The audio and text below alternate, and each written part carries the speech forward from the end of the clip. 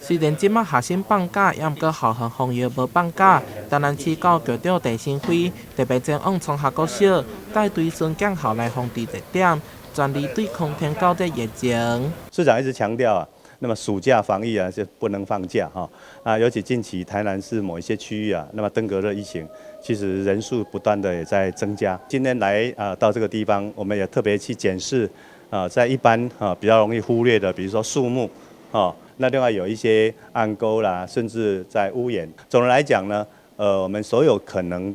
滋生源的一个地方，那么把它做巡道清刷。为疫情出现了后，教育局就马上针对病例发生地区、邻近地区甲其他区域的学校进行分级管制，强化各校防疫工作，并督导学校配合环保卫生单位来检查。更进一步订定暑假天高的基础辅导计划，有加基础80间学校查获学校落实防疫作为。透过整个行政处室的一个分配，按照我们的防疫地图下去做分配，然后每天就是去巡检，然后开始去做一个整理跟清理。那我们也暑假期间，我们每个礼拜2跟礼拜5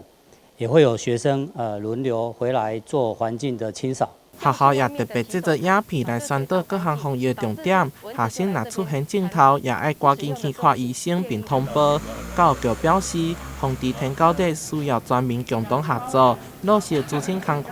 避免网络的滋生，共同维护校园甲社区环境。台南新闻杨淑怀采访报道。